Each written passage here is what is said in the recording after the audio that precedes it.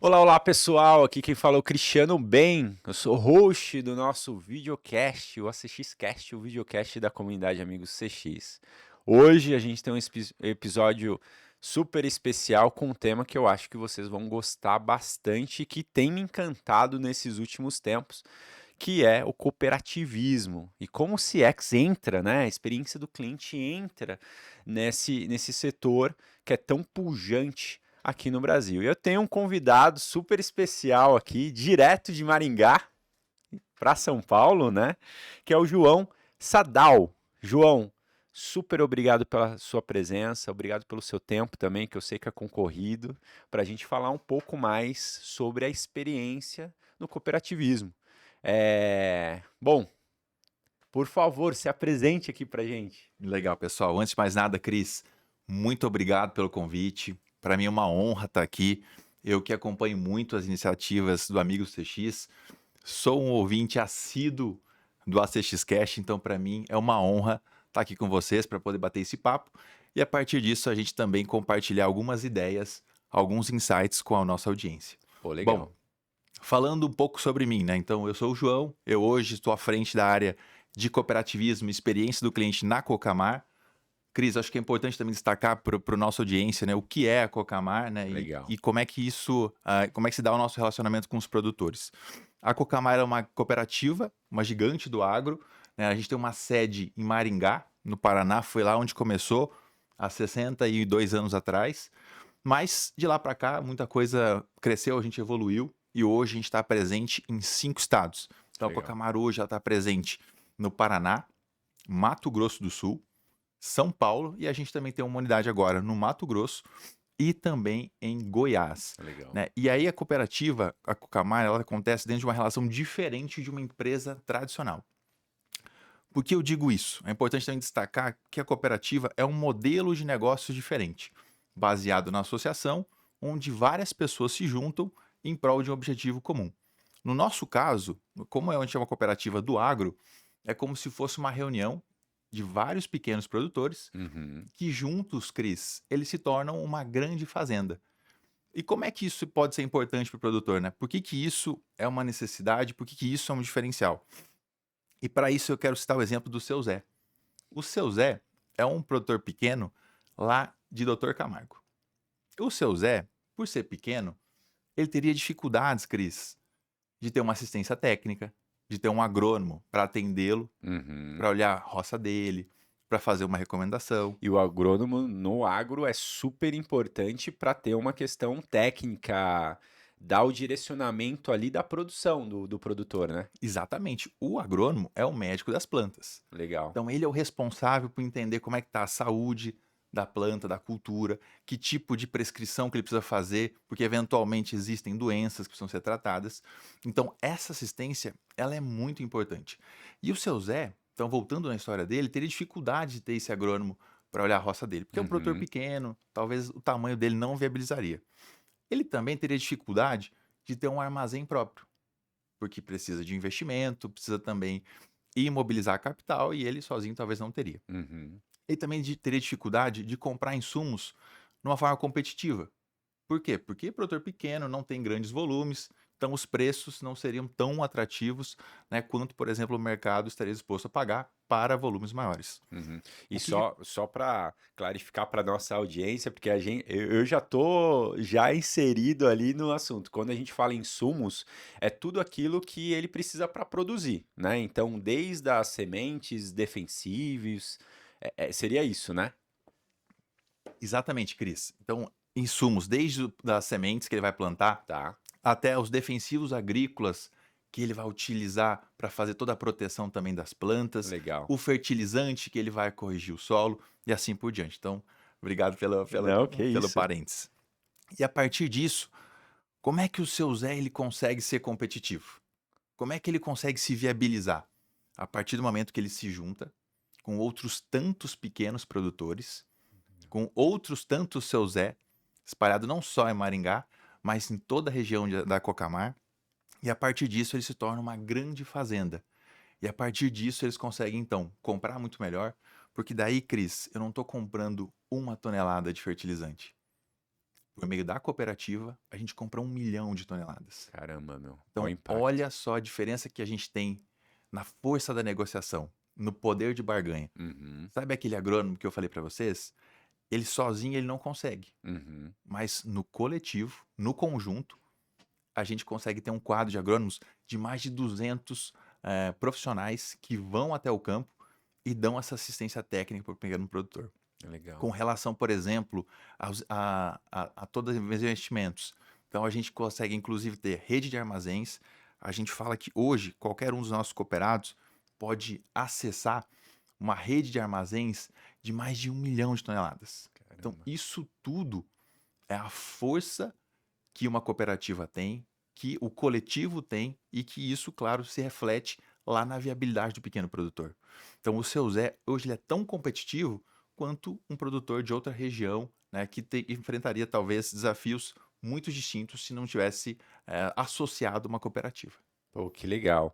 É muito interessante a gente saber a questão do cooperativismo em si, porque eu acho que a gente precisa desmistificar alguns conceitos, porque tem um padrão da sociedade que uma parcela da sociedade fala: ah, eu não entendo do que é cooperativismo, mas é algo muito ligado a determinada coisa. E, na realidade, o cooperativismo, na sua essência, ele agrega várias pessoas para você ter ainda um poder maior de negociação e ganho, né? E assim, eu gostei muito do exemplo que você falou, né? São os pequenos se juntando, pequenos produtores para ter uma grande fazenda, mais ou menos isso. Seria Exatamente. basicamente isso, Você né? definiu muito bem, Cris. E por que isso é importante para a nossa região? Né? Porque a gente é formado, eh, na nossa grande maioria, por pequenos e médios produtores. Para você ter uma ideia, dentro da região da Cocamar, 75% do nosso quadro social são produtores pequenos ou médios, Olha só. que se não fosse uma cooperativa, provavelmente ele teria dificuldades de De seguir. viabilidade. Ou ele teria que arrendar a propriedade dele, arrendar seria alugar, né? O Aham. termo utilizado no agronegócio, para um produtor maior ou até vender. Uhum. Então a gente pode dizer que o cooperativismo é um modelo para democratizar e viabilizar os pequenos produtores. Pô, que legal. E quando vocês utilizam, né, que a Cocamar, ela é uma cooperativa agroindustrial. O que que seria o agroindustrial? De ponta a ponta, como que seria? Legal. Então, dentro desse nosso relacionamento com o produtor, então imaginem só, né? A gente vai falar depois um pouco mais sobre o CX, mas o nosso relacionamento com o produtor, ele é complexo porque ele existem diferentes necessidades e inclusive chapéus e responsabilidades que ele utiliza ao longo do relacionamento que a gente tem com ele. Tá. Em algum momento, ele é o nosso fornecedor, quando Uhum, ele está entregando a safra dele para a Cocamar. uhum, Em algum momento ele está usando o chapéu de cliente, quando ele está consumindo os produtos e os serviços da cooperativa, uhum. e em algum outro momento ele é o dono, porque ele também espera um resultado econômico e ele também quer participar das decisões.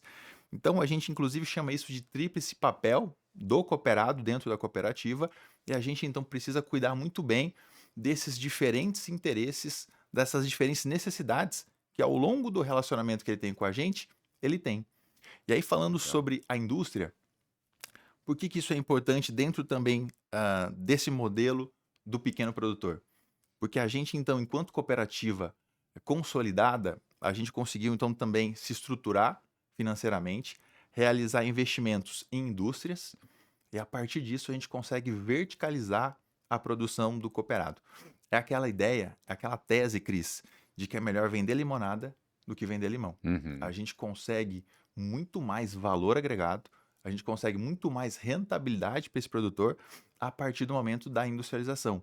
Quando a gente pega, por exemplo, a soja lá do seu Zé, e a gente recebe isso, industrializa, esmaga, processa, e dessa soja isso vira farelo e vira óleo, isso tem muito mais valor. Legal. E se isso tem muito mais valor, a gente consegue no final do ano devolver isso para os nossos cooperados no formato de sobras, que é a nossa distribuição de resultados Legal. da cooperativa. É que os cooperados são donos, né, da cooperativa. Então, É. cada um ali é um dono e que participa dos resultados, né? Todo mundo trabalhando para o mesmo objetivo e no final eles recebem aí. Muito legal. É, Muito legal. e isso é bem interessante também de destacar, que esse talvez seja o grande diferencial do modelo cooperativista. Como o cooperado ele é dono, ele então tem uma expectativa, ele recebe no final do ano essa participação de resultados. Eu gosto de falar, Cris, que se fosse uma empresa tradicional, o resultado iria para o bolso de uma pessoa só. Uhum. Talvez se fosse uma multinacional, talvez esse dinheiro fosse até para outro país. Mas a gente sendo cooperativa, esse resultado gerado, ele é distribuído entre os produtores e ele fica na região. Por isso que a gente fala que o cooperativismo é um modelo sensacional de distribuição de renda e de geração de prosperidade, porque Uhum. a gente então gera valor e esse valor ele é repartido entre os sócios, entre os produtores e isso fica então na região. E é muito legal você citar isso do ficar na região, porque você atua na comunidade, né? Então, de certa forma, vocês estão produzindo, estão prosperando ali, todos os produtores, e ao mesmo tempo isso está retornando para a região ali como benfeitorias, entre outras coisas, né? A região cresce. Então, esse investimento ele não se dispersa ali, né? Tem um exemplo, Cris, tem uma cidade nossa, São Jorge do Vai. É uma das nossas mais de 120, das 120 unidades que a gente tem. Que legal. 120? É, nós temos Caramba, meu. espalhado nesses 5 estados. Aham. E é uma cidade, Cris, de menos de 10 mil habitantes.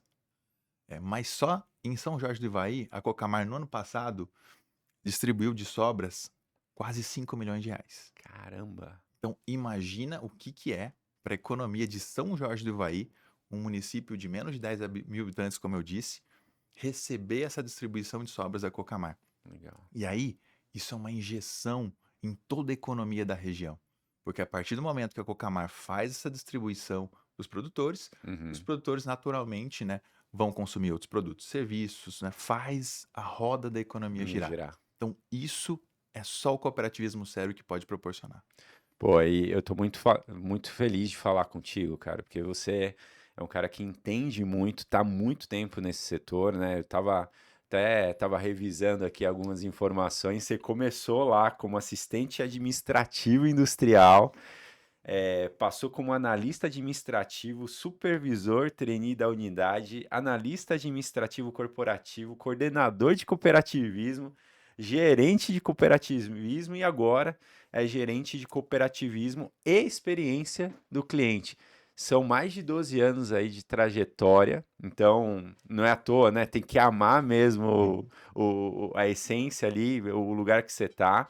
Me conta um pouco mais da tua trajetória até aqui.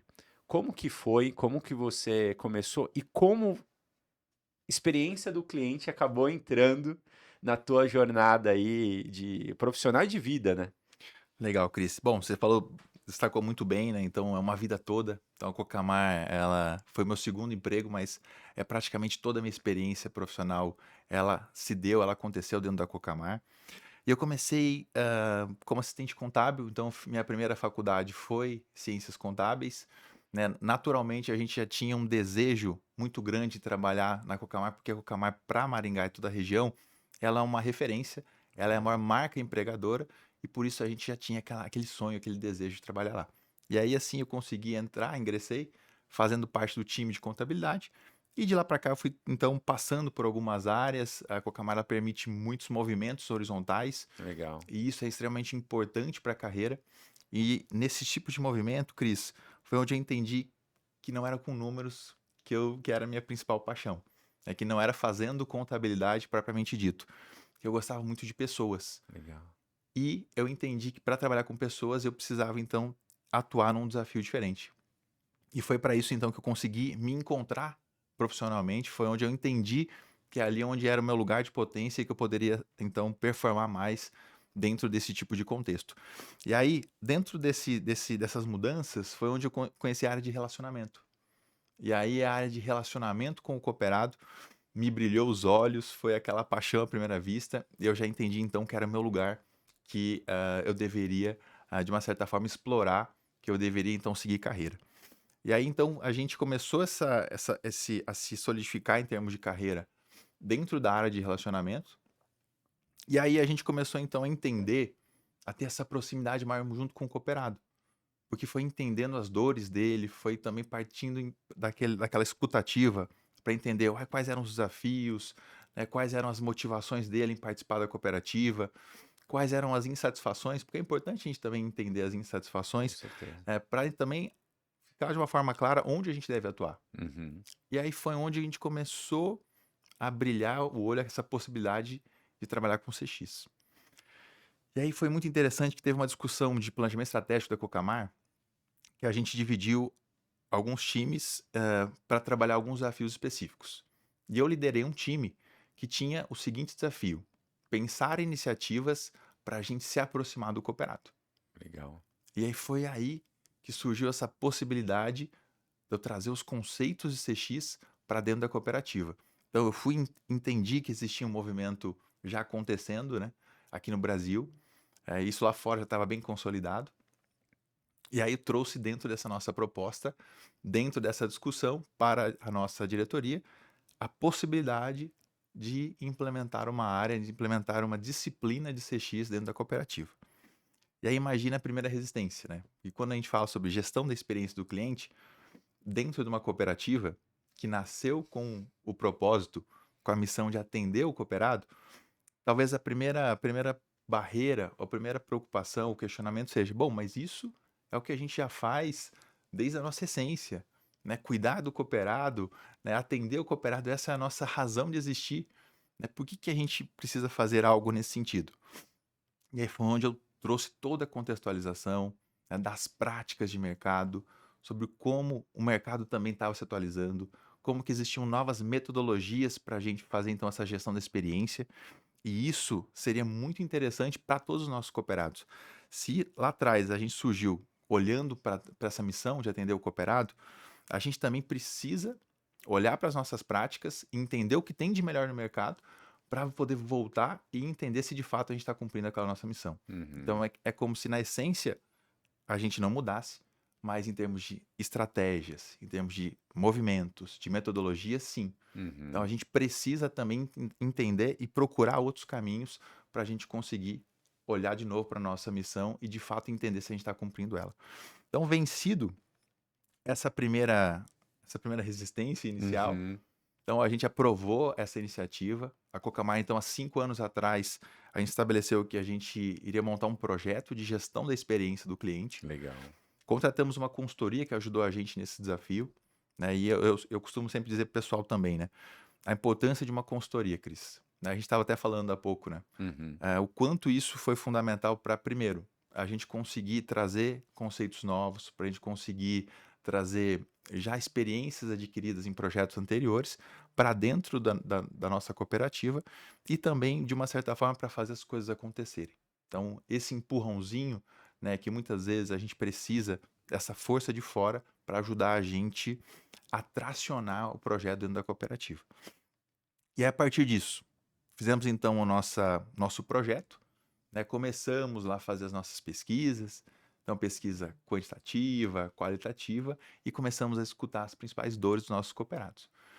A partir disso, então começamos a montar projetos, mini Uhum. projetos, né? Equipes, squads, que ficaram responsáveis por tratar dores específicas que surgiram tanto nas pesquisas quantitativas quanto também nas qualitativas. Pô, que legal. E, cara, eu fiquei curioso, porque essa jornada de evolução de vocês em relação à gestão, né, de experiência, a gente vê muito isso no mercado de, não, mas a gente já tem isso na nossa essência, no nosso DNA, né, no nosso propósito. Tá, mas a gente está aterrissando isso lá na ponta, né? Realmente o nosso cliente, associado, cooperado, que seja, ele tá tendo uma boa experiência com a gente ali, né? E muitas vezes o que acontece se não vai pela dor, se não vai pelo amor, vai pela dor, né? Então, a gente vê muitos casos das empresas, pô, mas a concorrência tá acirrada, como que a gente pode fazer e tudo mais. E aí elas começam a entender, ah, não, realmente, a gente tem que olhar para isso aqui de uma forma estratégica. E uma bandeira que a gente levanta muito aqui na comunidade é que gestão de experiência é estratégico, né?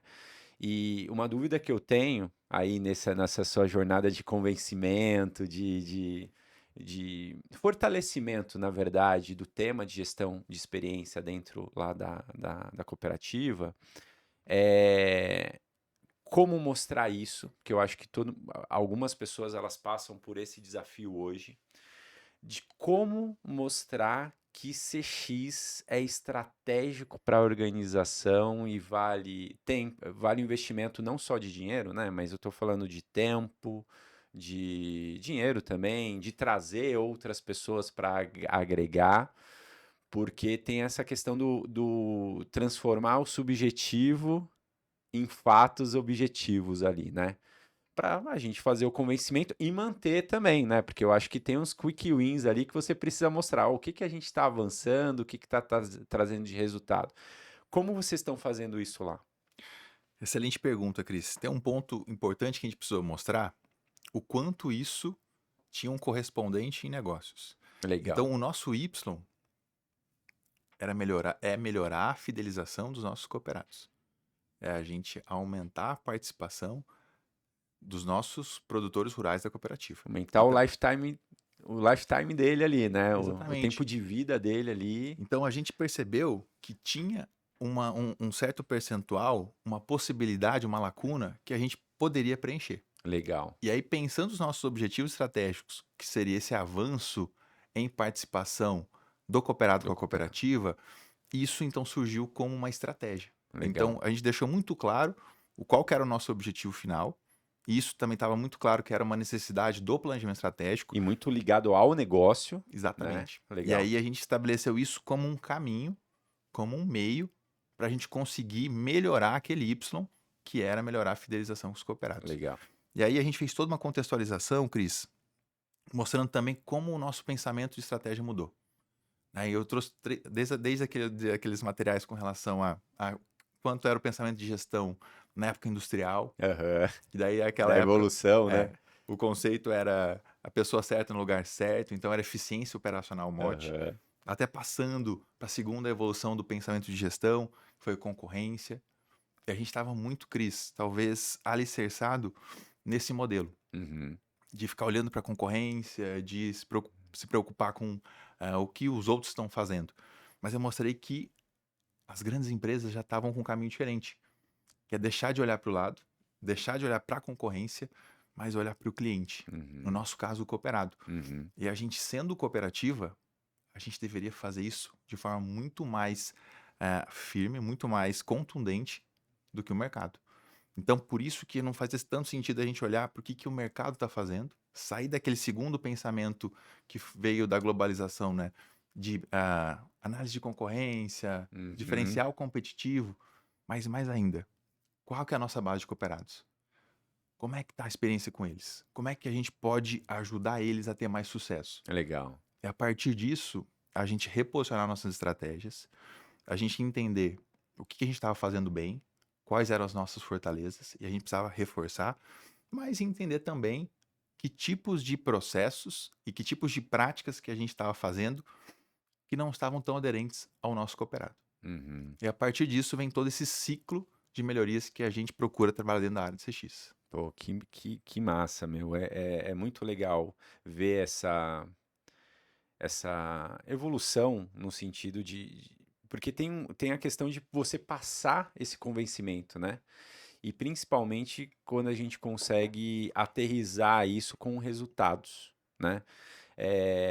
Pelo que a gente estava até conversando antes, a Cocamar foi uma das primeiras, se não a primeira cooperativa a fazer esse trajeto, né? A fincar a bandeira de CX ali e falar, não, vamos nos comprometer aqui de oferecer uma boa experiência.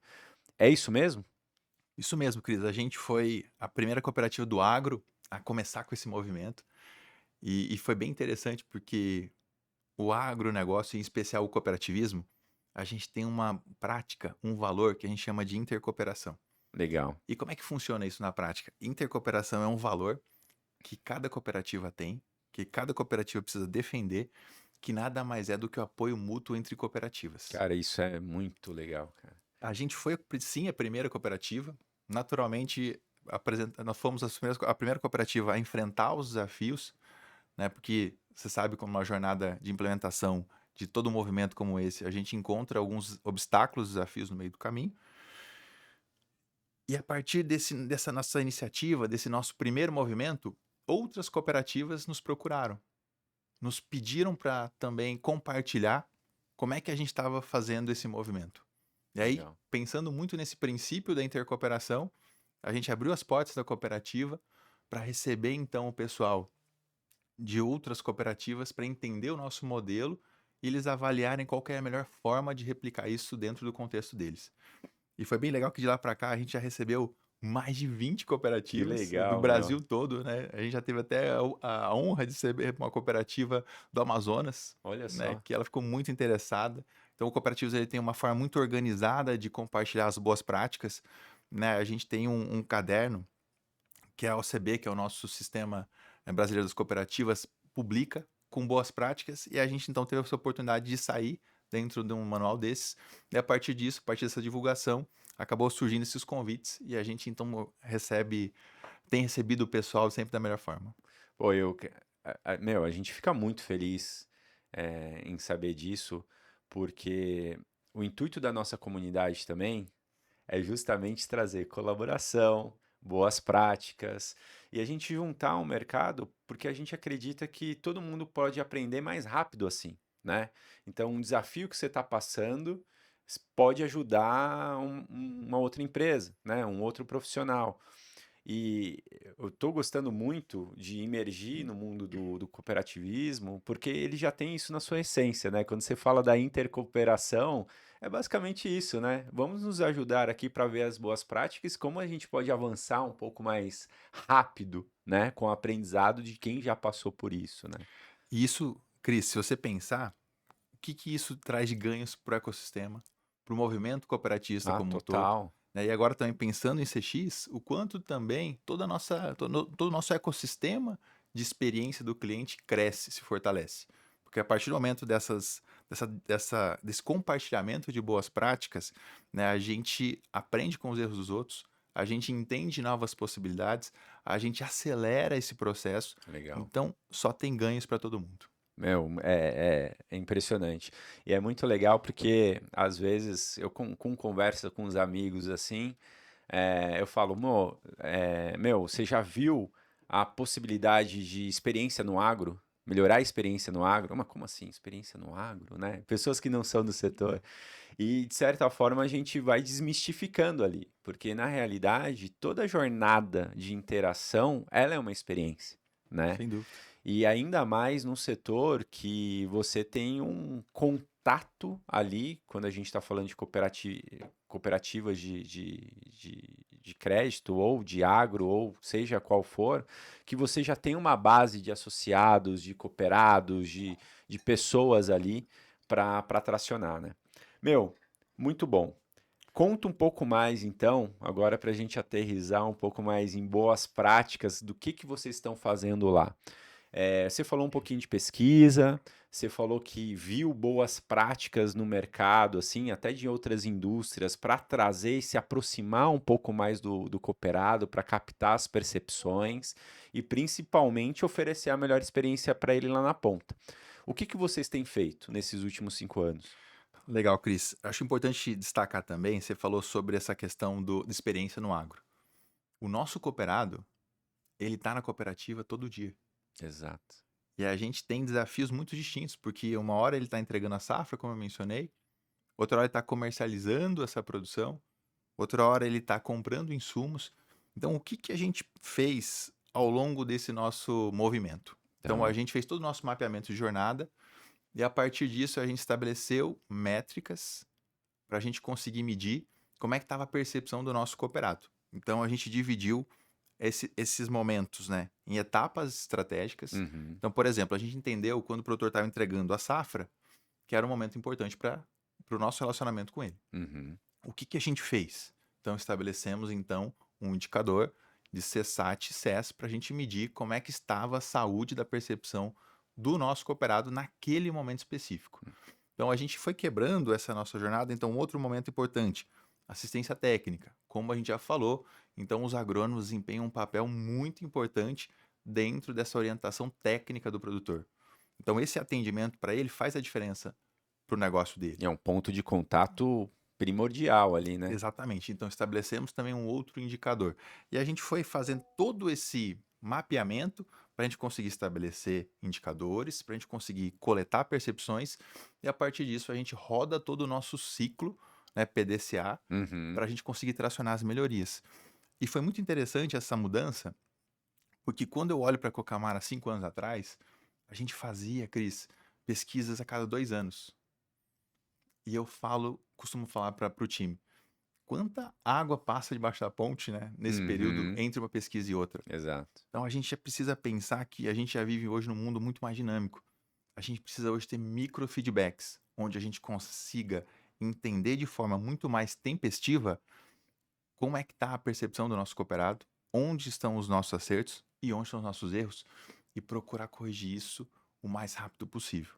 Então, Legal. isso foi extremamente importante porque essa dinâmica nova com relação a entender quais são as etapas que eu preciso ouvir o nosso cooperado, onde que eu preciso corrigir, que momento, fez toda a diferença. O que que a gente também entendeu e fez a diferença na nossa trajetória, Cris? A governança em cima das informações que surgiram a partir da pesquisa. Porque qual que é uma dor também que a gente vê dentro de iniciativas de CX? Antes a gente não tem informação. Então, você não tem dados, você não consegue fazer nada. Mas qual que é o segundo desafio? Quando você tem dados, mas você não consegue produzir insights com relação àquilo. Uhum. Você não consegue produzir análises que vão gerar ideias do que fazer. Uhum. Qual que é o terceiro desafio? É quando a gente consegue ter dados, a gente tem insights, mas não tem ação. Então, partindo disso, a gente foi montando uma governança para a gente conseguir fazer muito bem esse processo de receber essa informação, analisar, gerar esses insights e estimular as ações, para Legal. que toda área que receba essa informação seja provocada a endereçar uma solução e que a gente também tenha um modelo de governança onde a gente vai acompanhar e verificar se de fato aquela mudança está acontecendo. E aí, só fechando, qual que é o quarto desafio que a gente percebe muito nos desafios CX? É quando a gente tem dados, tem os insights, consegue gerar as análises, consegue gerar as mudanças, mas muitas delas não têm um impacto necessário. Uhum. Talvez não tenham um ROI. Então, o que que a gente também agora está cuidando? Né? Procurar a gente conseguir rodar muito bem todo esse ciclo, para a gente conseguir ter mudanças que de fato gerem impacto na experiência do cooperado, que é a partir dessa experiência do cooperado dele que vai melhorar, que é naturalmente ele vai melhorar a fidelização dele com a cooperativa. Pô, que legal. E, consequentemente, resultados financeiros melhores, entre tudo, né?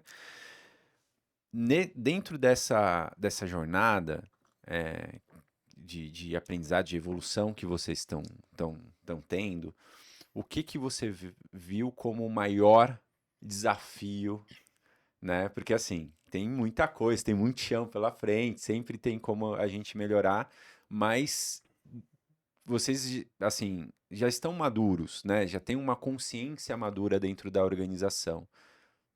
Dito isso, do que vocês passaram, qual foi o maior desafio que vocês tiveram?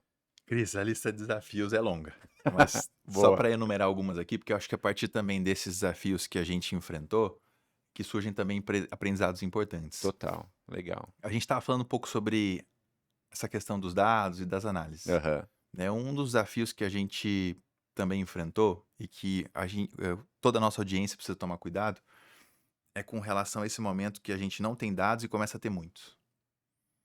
E aí, o que que acontece muitas vezes?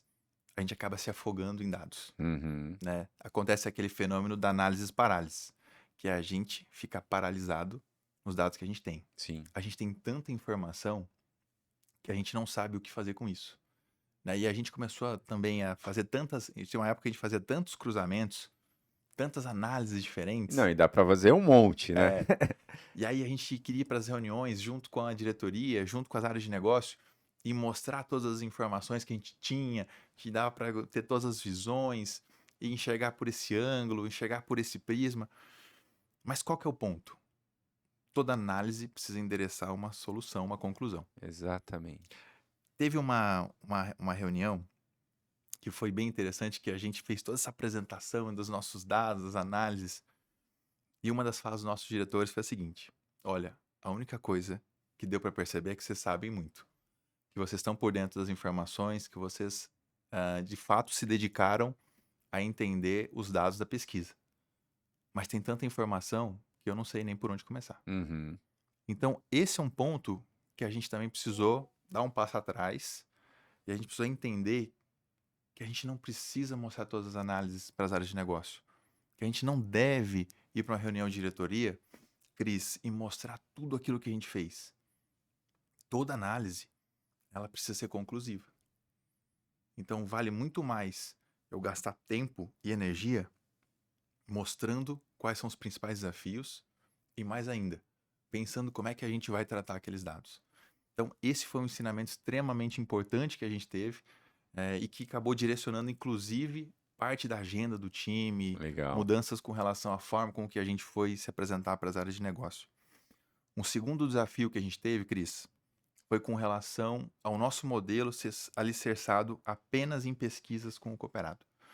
Fazer pesquisas, ele é excelente, ele é fantástico, mas a gente não pode ser dependente desse nosso único modelo. Uhum. Eu até falo que um risco que a gente tem hoje é a gente transferir essa responsabilidade para o cliente ou para o cooperado, para ele dizer se está bom ou se está ruim.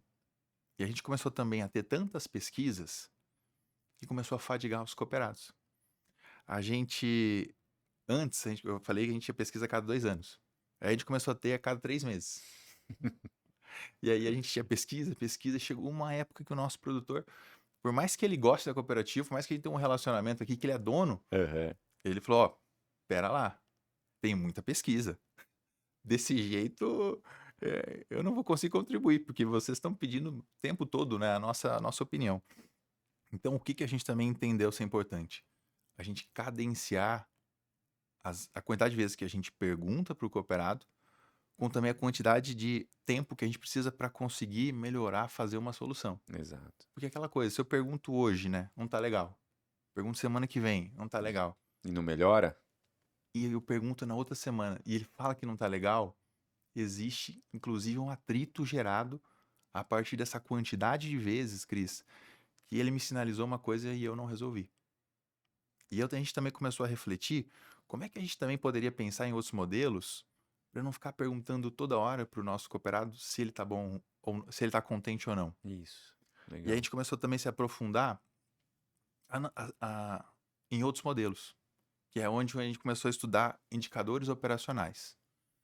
Por exemplo, dentro da nossa etapa de entrega da produção, eu falo para o meu time, falo assim, a gente não precisa mandar nenhuma pesquisa para entender se o cooperado ficou 8 horas na fila para descarregar um caminhão de soja, qual é a satisfação dele. Eu sei, Cris, pela quantidade de tempo que ele ficou na fila, se aquela experiência foi legal ou não. Então, olha só como é que a gente já muda a abordagem. A gente começa a olhar para o processo, a gente Uhum. começa a entender qual que é a melhor forma de eu medir se aquele processo está sendo entregue dentro da expectativa ou não. E a partir disso, eu começo a olhar para esse indicador. E aí eu removo essa necessidade de ficar perguntando para o cooperado: olha, a sua entrega foi legal? Porque você imagina a cabeça do produtor. Eu fiquei 8 horas na fila e daqui 2 dias chega uma pesquisa ainda para eu responder. Como foi a sua experiência? Inclusive, essa pesquisa pode ser até um combustível, né? Uhum. Para, de uma certa forma, iniciar uma animosidade com a gente. Então, a gente tem procurado olhar para cada processo importante nosso e entender qual métrica operacional ajuda a gente a avaliar se aquele processo está conforme ou não, e se não está, quais são as medidas que a gente precisa fazer. Isso traz uma maturidade muito legal para o processo, né? Porque uma coisa é, todo mundo fala de pesquisas, de percepção, de métricas relacionadas para pedir para o cliente, né? Ou para o cooperado, no caso de vocês. Mas esse olhar é um olhar super estratégico, porque quando você junta tanto a percepção mesmo respondida ali do cooperado com uma análise, né, dos processos internos e ver, putz, ó, a gente já sabe que isso acontece. que a gente já pode fazer? A gente não precisa que o cliente evidencie jamais ainda mais o problema, o cooperado evidencie isso. Mas o que a gente pode fazer para melhorar? Cara, isso é muito legal. E o que eu vejo, eu queria saber um pouco mais em relação a isso, em relação a como vocês atuam lá, porque quando a gente fala de experiência, gestão de experiência, ele é matricial dentro da organização. Então, é lógico, sua área ali é catalisadora, né, das boas práticas, governança e tal, e traciona os principais temas, mas o grande objetivo é que todas as áreas elas sejam envolvidas e incumbidas nesse processo. E isso não é do dia para a noite, né? Assim, não é um processo rápido. Nesse exemplo até que você colocou, é muito legal, porque a partir do momento que você começa a olhar o processo com a perspectiva do cooperado, né? As pessoas que estão ali vão falar, pô, mas como eu posso melhorar isso, esse processo, né? Por que está demorando 8 horas? Tem questões externas, tem questões que estão no nosso controle, né? Que a gente pode mudar. E o que está no nosso controle, a gente traciona. O que está fora, muitas vezes a gente tem talvez a possibilidade de comunicar melhor, né, o que está fora. Mas eu queria entender de você, como essa comunicação interna, como vocês potencializam isso e como vocês fortalecem a cultura de experiência do cliente para os colaboradores ali da Cocamar. Você tocou num ponto bem importante, Cris. A gente de fato conseguir envolver as áreas é talvez o segredo de todo modelo de implementação de uma agenda de CX, de um movimento de CX dentro de uma companhia. Dentro do nosso modelo de governança, a gente coloca reuniões por níveis. Então a gente começa lá com a nossa ponta, então fazendo o que a gente chama de N4, que é a Uhum, nossa reunião do time lá da base. Então é o gerente junto com o time de atendimento, vendo os indicadores dele e uhum, fazendo uma discussão com relação àquilo. E ele precisa, a partir dos indicadores, se uma vez que a percepção não está boa, sugerir um plano de ação. legal. E a partir disso, a gente tem a nossa N3, que são os gerentes apresentando para o gerente regional quais são qual que é o resultado que eles tiveram e mais Uhum, ainda, o que eles estão fazendo com aquilo. E a partir disso, a gente vai subindo essa discussão até os níveis de gerências executivas, superintendências e diretoria, uhum, de forma que a gente consiga colocar as principais áreas que estão sendo envolvidas na discussão, entendendo muito bem o que está sendo feito, eh, coletando ideias sobre que tipo de ações novas a gente pode fazer e mais ainda, também colocando um nível de responsabilidade com relação à necessidade da gente endereçar uma ação que seja efetiva. uhum, Porque se a gente não endereça uma solução efetiva, aquele problema vai voltar a aparecer, ele vai precisar voltar a prestar contas no nível superior. Então, esse modelo de reuniões de nível acaba sendo muito interessante para conseguir aglutinar todo mundo dentro do mesmo objetivo, da mesma discussão, e fazer com que a gente não seja só aquele observador de indicador. uhum, exato. Que eu só fique analisando o meu indicador e não faça nada com aquilo. Então não é ter um indicador para ter um indicador para chamar de seu. Aquilo é uma referência. Aquilo Exato, precisa ser um balizador. exato. Para quê? Para que ele pense em estratégias que pensem de fato no cooperado. Então esse modelo acabou funcionando bem e quando a gente conseguiu trazer as principais áreas de negócio. O que a gente também fez de ação, Cris, e que eu também acho importante compartilhar? Algumas áreas precisam de um nível de trabalho diferente. Uhum, Por quê? Porque, dada a complexidade da área, dado o nível de maturidade em CX daquele time, eles precisam de um acompanhamento mais próximo. E aí, a gente precisa aumentar o nosso nível de intervenção. Então, quanto menor o nível de maturidade em CX de uma determinada área, maior tem seu nível de intervenção da nossa área de CX. uhum, Então, a gente entendeu que uma determinada área, a gente precisa fazer um acompanhamento mais próximo, a gente precisa ajudar a fazer, elaborar o plano de ação, a gente uhum, precisa fazer todo aquele exercício de tentar analisar a causa raiz, de procurar, como você coloca sempre muito bem, os ganhos rápidos, uhum. para a gente conseguir também mostrar um entregável a curto prazo, mas também estabelecer um sequenciamento de ações que vão fazer sentido depois também Que se conectem, no né? médio prazo. Legal. Exato. Meu, é bem interessante É isso, esse modelo que você falou da N1, N2, N3, porque cria também um senso de urgência, né? Sim. E precisamos disso, né? Porque por isso que eu enfatizo tanto a questão dos ganhos rápidos, porque realmente a gente precisa ver que está evoluindo, a gente não está fazendo ali de oba-oba e realmente está ligado ao negócio, né? Então, por exemplo, o ponto que você falou que eu adorei. Ah, a gente definiu a diretriz. O que que é a diretriz? A gente melhorar a experiência do nosso cooperado ali ao máximo e o tempo dele com a gente. Pô, ótimo, fenomenal. O que que a gente vai fazer de forma prática para, né, eh, fazer isso acontecer? O que que a gente vai fazer para isso realmente acontecer? E ter uma visão clara de como quais as ações prioritárias, porque igual você falou, quando a gente analisa dados, cara, você pode se perder ali tranquilamente. Mas como você vai direcionar isso? Como você vai priorizar? Principalmente, eu acho que tem duas questões. Tanto por uma questão de fortalecimento do relacionamento, né, da experiência e tal, mas também que traga ganhos significativos ali de negócio mesmo para a cooperativa, né? Sem dúvida, Cris. E sabe uma discussão que a gente teve, que eu acho importante também compartilhar? Em algum dado momento, a gente estava numa discussão de quantidade versus qualidade dos planos. Legal.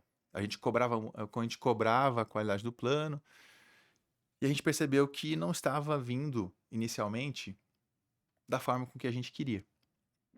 E aí eu também fui estudar um pouco outros modelos e tal, e até acabei me deparando com um estudo que um professor fez na Universidade da Flórida, ligado a esse debate de quantidade versus qualidade. Uhum. Em resumo, como foi o estudo? Eram estudantes de fotografia, e esse professor, ele dividiu os alunos, um deles, um bloco já era chamado quantidade, o outro qualidade.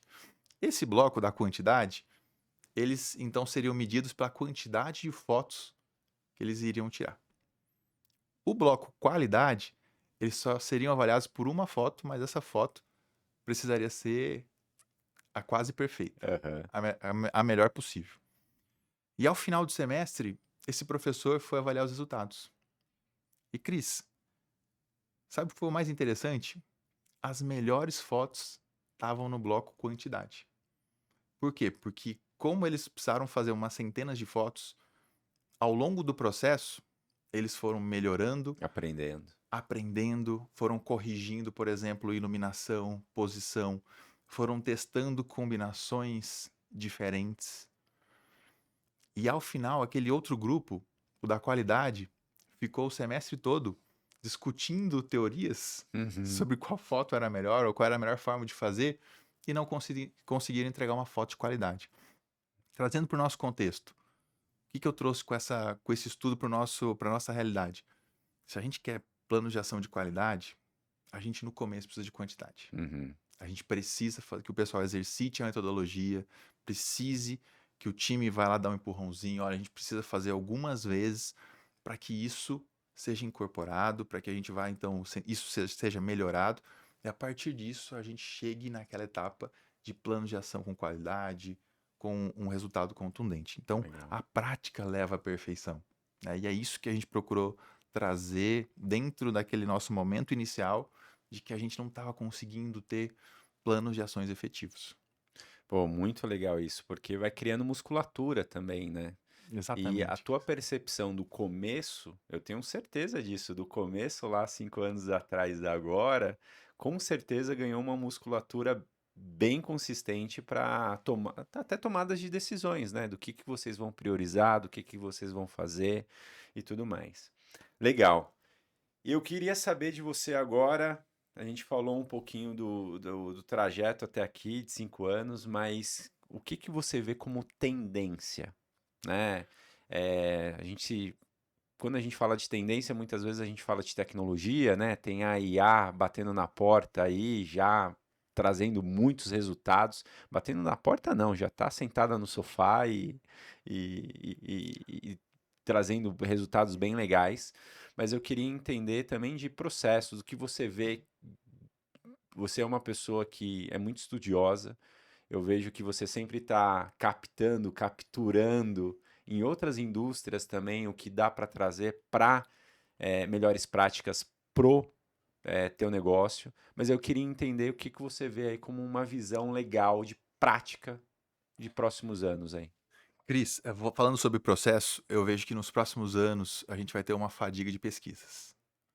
Então, aquele modelo que tiver alicerçado exclusivamente em fazer pesquisas com os clientes, corre o grande risco de ter dificuldade. As taxas de resposta vão ser cada vez menores, a gente vai ter cada vez mais dificuldades, porque ao passo que as primeiras empresas no Brasil já começaram a discutir CX, fazer pesquisas, daqui a alguns anos vai estar todo mundo entendendo que é importante ouvir o cliente, é importante pegar a satisfação dele. Então, esse modelo, ele vai ficar fadigado. Uhum. E a gente vai precisar alicerçar, estruturar a nossa forma de fazer CX de outro jeito. Então, é o que a gente começou a falar sobre métricas operacionais. Uhum. A gente precisa evoluir com relação a métricas de negócio. Então, como é que a gente consegue pegar as informações que hoje a gente já tem muito mais facilidade Exato. e começar a entender comportamento? Então, Correlacioná-las, né? como é que eu consigo correlacionar a quantidade de visitas que o meu cooperado recebeu do meu agrônomo versus a recompra, versus o tempo que ele está demorando para nos visitar, versus o tempo de fila que ele ficou.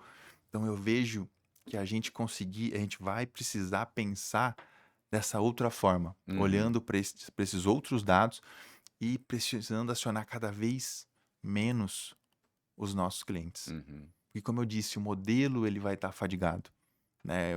A gente vai ver uma enxurrada de pesquisas daqui para frente.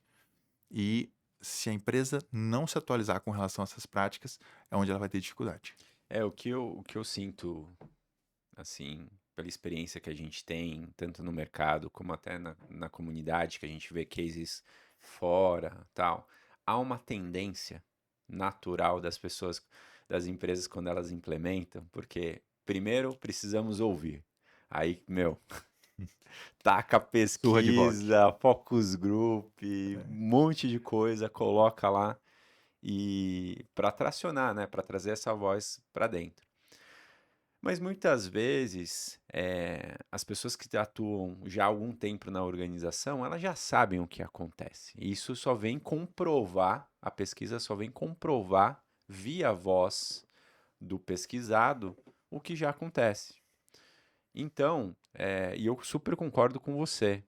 Eu acho que a partir do momento que a gente consegue olhar para a operação de uma forma com o mindset do cliente ou do nosso cooperado, porque que eu, por isso que eu falo que é uma tendência, né? As empresas elas começam, elas querem ouvir, quer trazer a voz de uma forma, um volume muito grande, fazer os estudos até para fortalecer a cultura dentro da organização. Meu, não estamos só aqui fazendo para entregar para o cliente, precisamos entender a percepção dele sobre a gente. E isso, de certa forma, ajuda na cultura. A cultura já um pouco mais fortalecida e as áreas pensando um pouco mais em relação ao próprio cooperado, cliente, ao público ali, ela consegue ter mais uma visão estratégica em relação às operações, né? Então, pô, como eu posso melhorar? É o que você falou? Pô, não preciso de uma pesquisa para saber se tá demorando ou não. Tá demorando, meu, né? E eu acho que o Sim. mais rico é essa questão das correlações. Quando você consegue, meu, já temos percepções aqui. Não é que a gente vai deixar de, né? Mas a gente vai pegar menos em momentos certos da jornada. A gente pega os indicadores operacionais, pega os indicadores de negócio, junta isso, traz uma inteligência para a organização, que muitas vezes é exatamente isso. Ao invés de você fazer várias pesquisas, estar tá lá sempre. Não, ele já. O cliente, o cooperado ali, ele já está muito envolvido no processo, né? É nessa linha, mais ou menos, né? Sem dúvida, Cris. E acho importante a gente também ter claro que a gente vem numa crescente dentro do nosso mercado aqui de CX. A gente está em franca expansão. Mas Exato. voltando ao teu ponto com relação talvez à tendência, a gente precisa saber que daqui a alguns anos a nossa área de CX vai passar também por aquela fase da retração. Exato. Que é o quê? As áreas de CX que não conseguirem provar valor, que não conseguirem provar o seu resultado por meio de ações efetivas, vão ter o budget reduzido, vão ter a estrutura questionada e a gente então vai ter esses ajustes sendo feitos. Uhum. Então a gente também precisa ter muito claro isso, de que a gente está agora navegando nessa onda da expansão, Uhum. mas em algum momento vai vir também esses questionamentos. Né? É esse o tipo de estrutura que precisa? Esse é o tamanho de investimento necessário? E Uhum. mais ainda, quais são os resultados que a área vem conseguindo Resultados demonstrar? de negócio, É, né? Por isso que quando a gente fala de experiência do cliente, ela tem que estar alinhada com a estratégia de negócio. Porque o que a gente vê muitas vezes é, meu, a gente tem várias ações aqui, mas o que que isso está agregando no nosso resultado ali, né? Então, tirar do subjetivo e trazer mais pro objetivo, pros dados, né? É bem aquele negócio. Eu vi um exemplo que eu achei fenomenal. Parar de falar tanto português e ir para matemática um pouco também, que é bom, né? Vamos trabalhar um pouco com o número, que é exatamente. importante. Pô, legal, cara. Ô, Cris, e tem um ponto, sabe, que eu tenho falado para a turma, você falou sobre mostrar esse correspondente com o indicador de negócio. Sim. E a gente precisa ter muito claro esse ponto, até para a gente também, na hora que a gente for priorizar essas demandas, vamos tentar uma discussão com o time, que a gente tinha uma série de problemas. Sim. E a gente precisava priorizar. E aí, sob a luz dos problemas, tudo parece importante. Exato.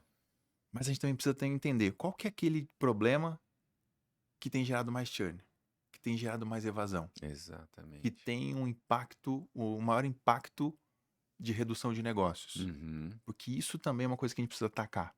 Então, tá, quais desses 10 problemas, quais são os 3 principais que mais geram churn? E a partir disso a gente foi e reposicionou a nossa estratégia, porque a gente estava olhando para outro problema, que sim, tem um problema político e tal, mas não tinha todo esse efeito, não tinha todo esse impacto de negócio. Então acho que esse ponto é importante também compartilhar. Não, legal. E isso é muito importante e muito estratégico, porque é um modelo de priorização. E Uhum. cada empresa vai ter o seu, né? Então, esse critério que você falou, quais são os top 3 problemas que a gente precisa atacar justamente para a gente conseguir ter resultados. Mas quais são os resultados, né? Menos evasão de cliente, de cooperados, ou aumentar o lifetime dele aqui, né? Então, cada empresa é engraçado que lá na consultoria a gente tem um modelo que a gente adapta para cada tipo de empresa, que é um modelo até de governança. Então, que muitas vezes, dependendo da empresa, tem a questão que encara o investimento. Qual o tamanho desse problema aqui? Quanto a gente vai ter que investir Sim. para resolver ele? Tempo e Putz, energia, né? E dinheiro. tempo, energia, quantidade de times envolvidos, porque às vezes a agenda corporativa é um desafio. Então, o que que a gente pode encaixar aqui para a gente, no final dos quarters, a gente ter resultados plausíveis, né? E a gente fazer a engenharia reversa. Pô, imagina que a gente chegou lá no final do ano, o que que a gente está entregando aqui como resultados das ações de experiência, de gestão de experiência, né?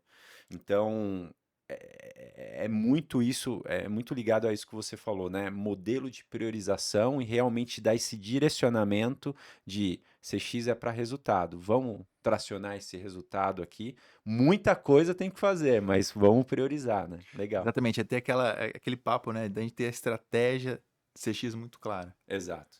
Né? A gente não é só um fazedor de pesquisa. A gente precisa É estabelecer uma estratégico, né? estratégia a partir daquilo. E Sim. essa definição de estratégia naturalmente passa por a gente priorizar, né, Cris? É.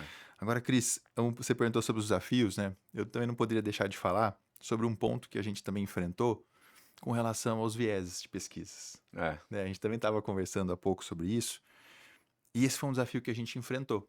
Né? A gente estava enviando as pesquisas para todos os nossos cooperados, a gente estava recebendo, né, todas as respostas, né, aqueles desafios de engajamento como naturalmente todos têm, mas quando a gente olhava para as notas estavam boas, não apresentava nenhum grande sinal de preocupação. Mas quando a gente começou a correlacionar, a olhar alguns indicadores de negócio, a gente percebeu algumas unidades de negócio tendo o valor da receita diminuído. Hum, E isso começou a chamar a atenção. Por que que a nota a tá nota tá boa. boa e os negócios não estão no mesmo na mesma frequência? Uhum. E aí a gente foi se aprofundar e entender também de uma forma, mais no detalhe, e o que que a gente percebeu? Quem estava respondendo às nossas pesquisas eram os produtores engajados, os satisfeitos, os que estavam fazendo negócio.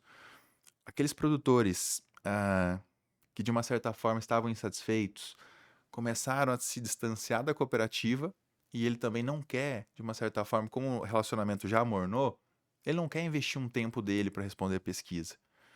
E ele também não estava se posicionando. E ele Uhum. também não estava deixando de forma tão clara, explícita, onde a gente precisava melhorar. Então, o que que a gente fez em cima disso? Então, a gente adicionou uma segunda camada de VOC para a gente fazer entrevistas em profundidade só com os produtores evadidos. Legal. Quais são aqueles cooperados que deixaram de fazer negócios com a cooperativa? Quais foram os motivos? E a gente então fazer um trabalho específico para eu conseguir ter mais riqueza para a minha amostra do VOC e a partir disso depois a gente também levar isso em consideração. Então esse é um ponto que eu acho importante também compartilhar. Cara, incrível, porque traz uma riqueza do processo, né? Porque muitas vezes tem aquela métrica da vaidade, né? Que é o nosso NPS é tanto, né? E basicamente o que importa mesmo é o qualitativo ali. E ter uma visão mais integral, né?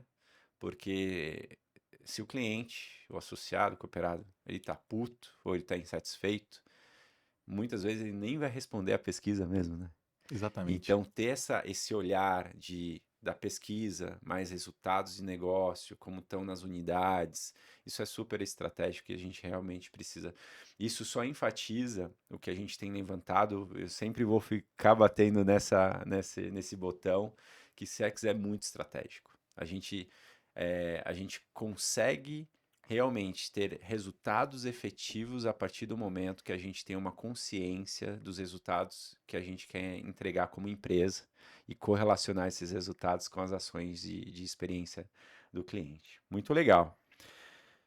Meu amigo, viu como passa rápido? Pois é, o tempo voa Voa, aqui, meu. né? Tem um monte de coisa para falar ainda. É verdade. É muito bom. Ó, um prazer estar aqui contigo. Um prazer é, você compartilhar e, de certa forma, liderar, né, nas cooperativas aí, agro, o tema de gestão de experiência. A gente já trocou várias vezes alguns aprendizados e é um prazer te receber aqui na comunidade. Pessoal, para quem quiser se conectar com o João, como o pessoal faz, João? Legal, pessoal. Para quem quiser se conectar comigo, tô lá no LinkedIn, João Sadal, escreveu João Sadal Gocamar, com certeza vai ser o primeiro da lista, vai ser um prazer em se conectar por lá. E o João é super aberto, ele responde super rápido, é um prazer e tem um conhecimento muito legal que compartilha, né? O que me encanta é esse intercooperativismo aí, que é fenomenal. Então, boas práticas em várias frentes, além da prática lá na Cucamar, que é pulsante, né? E fica o convite, Cris, para todo mundo que quiser conhecer um pouco mais no detalhe as nossas práticas, nossas experiências, me chama, a gente faz uma vídeo, a gente pode discutir também sobre outras práticas Legal. e a gente ampliar essa troca de conhecimentos. Show de bola. Maravilha. Meu amigo, muito obrigado. Eu que agradeço, Pessoal, Cris. até a próxima. E lembre-se que quinzenalmente um novo vídeo aqui, um novo videocast para você, tanto no YouTube como também no Spotify. Então, se você no YouTube ainda não se inscreveu, se inscreva. No Spotify também siga a gente. Quando você estiver aí nos seus treinos, no trânsito, escuta a gente aqui, que vai ser um prazer passar esse momento com você. Até a próxima. Tchau, tchau.